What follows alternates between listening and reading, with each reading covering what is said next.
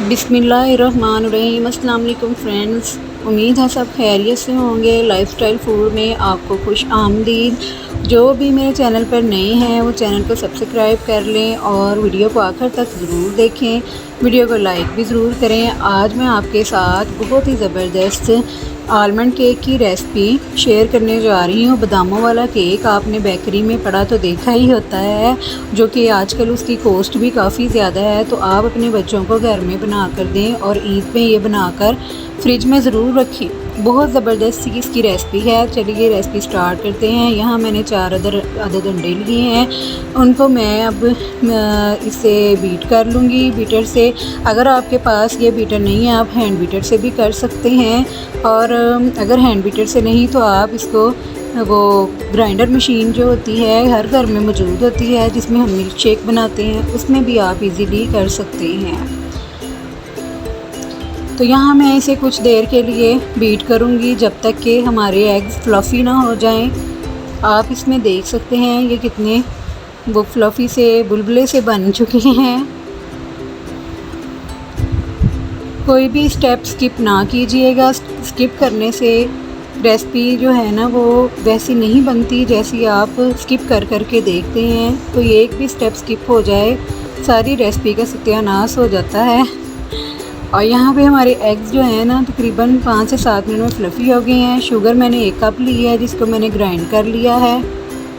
अब मैं इसमें शुगर शामिल करूँगी। बहुत ही ये इजी केक की रेसिपी है। बहुत से लोगों को तो ये बनाना भी आता है, लेकिन ये रेसिपी सिर्फ उन लोगों के लिए है जिन्होंने आलमंड केक कभी घर में नहीं बनाया। और यहाँ पे मैं अब 1 कप मैदा ले रही हूँ। 2 कप मैदा वैसे हमने लेना है। इसे अलग से बाउल में मैं शामिल कर रही हूँ। 1 टेबलस्पून मैंने बेकिंग सोडा लिया है। बेकिंग सोडा भी लेना है। 1 टेबलस्पून मैंने बेकिंग पाउडर लिया है। 1/2 टेबलस्पून मैंने बेकिंग सोडा लिया है, जिसको हम मीठा सोडा कहते हैं। फिर से नोट कर लें, 1 tablespoon baking powder, 1/2 tablespoon baking soda. यहाँ वो मैंने बैटर मिक्स करके तो उसको अच्छे से मिक्स कर लेना है मैदे को और बेकिंग पाउडर बेकिंग सोडे वाले पेस्ट को इसमें शामिल कर दिया है मैंने। इसका अच्छे से मिक्सचर बनाना है हमने। पहले मैं स्लोली मशीन चलाऊंगी।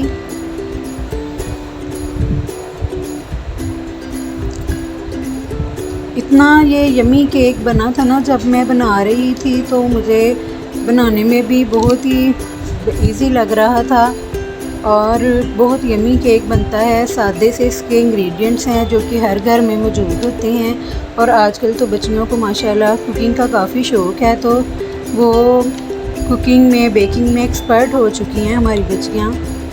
अल्लाह पाक हर किसी की बेटी के नसीब अच्छे करे, आमीन कह दीजिएगा। यहाँ मैं बैटर मिक्स कर रही थी। ना ये बैटर बहुत ज़्यादा पतला होना चाहिए ना गाढ़ा। और ये यहाँ पे मैंने 1 कप मक्खन लिया है। आप ऑयल घी कुछ भी इस्तेमाल कर सकते हैं। मेरा घर का बना हुआ मक्खन है,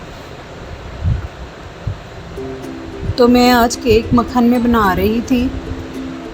वैसे मैंने ऑयल और घी में भी बनाया हुआ है। आपके पास जो भी अवेलेबल हो आपने उसी से अपना काम चलाना है, क्योंकि घर में जो भी चीज़ हम बनाएंगे घर की चीज़ों से बनाएंगे वो अच्छी ही बनेगी। यहाँ पे मैंने बादाम लिए थे, उनको मैंने क्रश कर लिया था और वो मैं शामिल कर रही हूँ अब।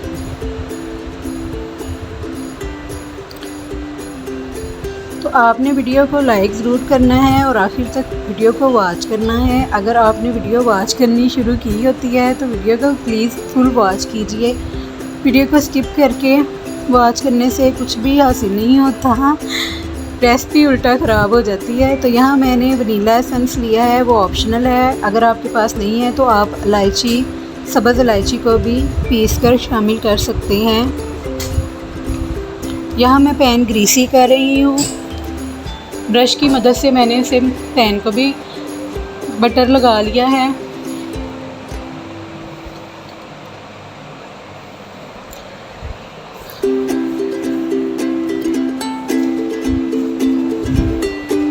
अच्छे से पैन को हमने बटर या घी कुछ भी लगा लेना है। यहाँ पे अब मैं डेकोरेशन कर दी है मैंने पैन के ऊपर ही।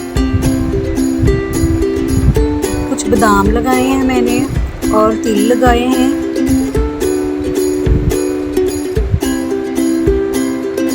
आप बादाम बाद में भी लगा सकते हैं, लेकिन मैं देखिए बिल्कुल डिफरेंट स्टाइल में बना रही हूँ, बेकरी स्टाइल में बना रही हूँ।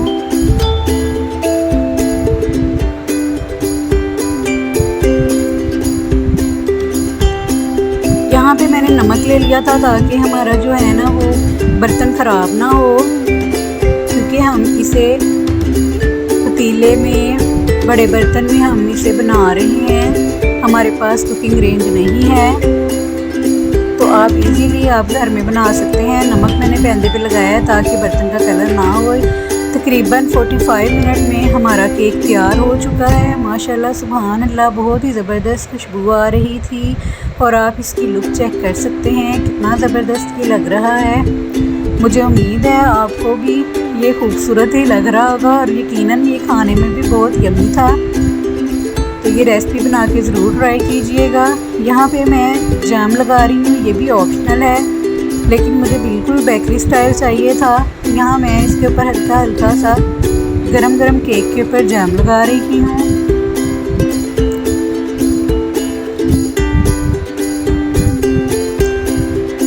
शुगर आपने हस्बे ज़ायका ही शामिल करनी है, क्योंकि हर घर में कम या ज़्यादा शुगर हो सकती है।